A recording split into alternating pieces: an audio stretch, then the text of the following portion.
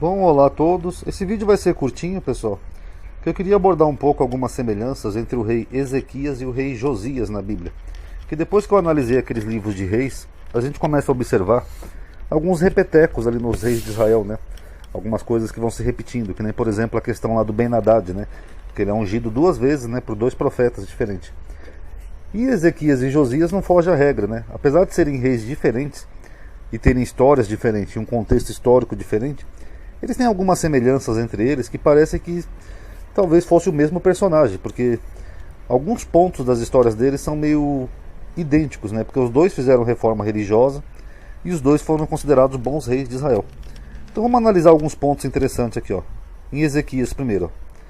E fez o que era reto aos olhos do Senhor, conforme tudo o que fizera Davi seu pai.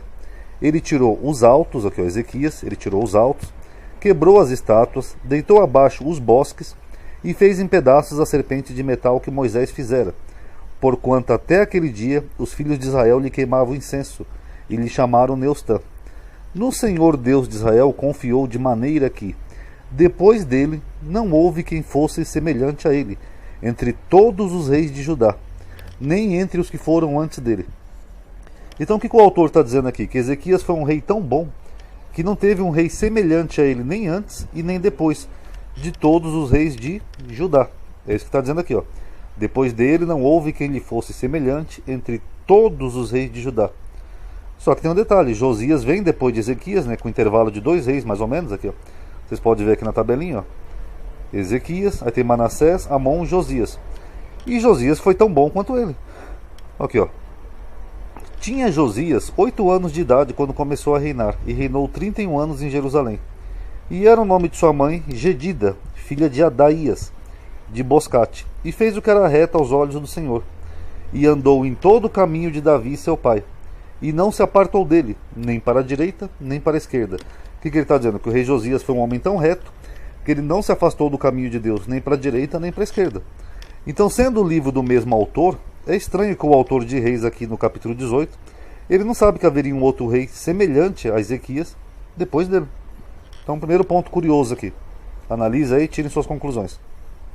Lei de Moisés. Segundo Ezequias, diz assim, ó. Porque se chegou ao Senhor, não se apartou dele, e guardou os mandamentos que o Senhor tinha dado a Moisés. Então, Ezequias, esse aqui ó, que é o 12º rei, ele seguiu os mandamentos de Moisés. Beleza. Só que aí quando chega em Josias, ó, que é o 15º, só tem 2 reis de intervalo, que é Amon, Manassés e Amon. A lei de Moisés já não existe, ela é descoberta lá no templo. Aqui, ó. E o rei mandou a Hilquias, o sacerdote, a Aicão, filho de Safã, e a Acbor, filho de Micaías, a Safã e o escrivão e a Asaías, o servo do rei, dizendo: Ide e consultai o Senhor por mim, pelo povo e por todo o Judá, acerca das palavras deste livro que se achou. Porque grande é o furor do Senhor, que se acendeu contra nós, porquanto nossos pais não deram ouvido às palavras deste livro, da lei de Moisés, para fazerem conforme tudo quanto acerca de nós está escrito. Então é curioso, né, porque o rei Ezequias, que seria o bisavô, né, de Josias, ele seguia toda a lei de Moisés. Aí quando chega 2 reis de intervalo, a lei de Moisés já é perdida, ela é achada lá no templo. Então meio curioso, né, isso. Como é que ele seguia a lei de Moisés se a lei de Moisés estava perdida e só foi achada aqui na época de Josias? Então fica aí, tirem suas conclusões. Os dois derrubam os ídolos, o que também é meio controverso, né? Porque se um derrubou os ídolos, como é que voltou a ter ídolos de novo, né? Mas aqui diz assim, ó. Ele tirou os altos, quebrou as estátuas, deitou abaixo os bosques, e fez em pedaços a serpente de metal que Moisés fizera, porquanto até aquele dia os filhos de Israel lhe queimavam incenso, e lhe chamaram Neustã. Então ele quebrou as estátuas, os bosques, que era o culto de Asherá, e até um ídolo, que era a serpente de metal. Josias fez o mesmo, ó. Também tirou da casa do Senhor o ídolo do bosque, que é da Xerá, só que aquele tirou da casa do Senhor, levando-o para fora de Jerusalém, até o ribeiro de Cedron, e o queimou junto ao ribeiro de Cedron, e o desfez em pó. E lançou o seu pó sobre as sepulturas dos filhos do povo. E a todos os sacerdotes trouxe das cidades de Judá, e profanou os altos em que os sacerdotes queimavam incenso, desde Geba até Berseba, e derrubou os altos, o que é a mesma coisa, que estavam às portas, junto à entrada da porta de Josué, o governador da cidade, que estava à esquerda daquele que entrava pela porta da cidade. Então ambos fazem algo parecido, uma reforma religiosa, Começa a destruir os ídolos, os bosques, as coisas que os israelitas cultuavam. Então, meio curioso, né, que os dois fizeram a mesma coisa. E por fim tem a questão da Síria e do Egito, né, que na parte de Ezequias fala assim, ó. E Rabsaque lhe dissera: ora, dizei a Ezequias, assim diz o grande rei, o rei da Assíria. Então aqui é uma mensagem do rei da Síria. Que confiança é essa em que te estribas? Dizes tu, porém são palavras só de lábios.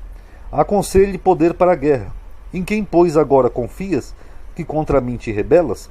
Então ele estava se rebelando contra o rei da Síria, o rei Ezequias, porque eles eram vassalos da Síria. Eis que agora tu confias naquele bordão da cana quebrada no Egito. Então em quem que o Ezequias estava botando a confiança para se rebelar contra a Síria? No Egito. No qual, se alguém se encostar, entrar-lhe-á pela mão e furará. Assim é Faraó, rei do Egito, para com todos os que nele confiam. Então o rei Ezequias, ele se rebela contra o rei da Síria, botando a sua confiança que ele teria ajuda do rei do Egito, Faraó. E aí quando chega no rei Josias, nós temos algo levemente parecido, que fala assim, ó. Nos seus dias subiu Faraó Neco, rei do Egito, contra o rei da Síria. Então aqui você vê um conflito parecido entre a Síria e o Egito, ao rio Eufrates. E o rei Josias lhe foi ao encontro, e vendo-o, ele o matou em Megido. O livro de Crônicas detalha melhor isso daqui, pessoal, mas o rei de Judá, Josias, ele vai ajudar o rei do Egito, parecido com Ezequias, que fez uma aliança com o Egito contra a Síria. Depois de tudo isso, havendo Josias já preparado o templo, subiu Neco, rei do Egito, para guerrear contra Carquemes, junto a Eufrates. E Josias lhe saiu ao encontro. Então lhe mandou mensageiros, dizendo: Que tenho eu contigo, rei de Judá? Não é contra ti que venho hoje, mas contra a casa que me faz guerra. E disse Deus que me apressasse: Guarda-te de te opores a Deus, que é comigo, para que ele não te destrua. Porém Josias não virou dele o seu rosto, antes se disfarçou para pelejar contra ele, e não deu ouvidos às palavras de Neco, que saíram da boca de Deus. Antes veio pelejar no vale de Megido, e os flecheiros atiraram contra o rei Josias. Então o rei disse aos seus servos: Tirai-me daqui, porque estou gravemente ferido. E os seus servos o tiraram do carro e o levaram no segundo carro que tinha, e o trouxeram a Jerusalém. E morreu, e o sepultaram no sepulcro de seus pais, e todo Judá e Jerusalém prantearam a Josias. Então é curioso, né, que aqui Josias se disfarça para ajudar o faraó do Egito contra o rei da Síria. Parecido aqui com Ezequias, né, que ele estava se rebelando contra o rei da Síria, contando com a ajuda do faraó do Egito. Lembrando que aqui ele coloca o nome do faraó Neco, e aqui não. Então dá a impressão que tinha dois reis que foram muito importantes, e autores começam a mesclar suas histórias, falando: não, foi o rei Ezequias que fez tudo isso, que derrubou os ídolos, que ajudou a gente, etc e tal. E outra tradição falava: não, foi o rei Josias que fez tudo isso, derrubou os ídolos, etc e tal. Dá essa impressão. Então analise aí, pessoal, tirem suas conclusões e vejam o que vocês acham, tá bom? Obrigado por terem assistido, paz a todos.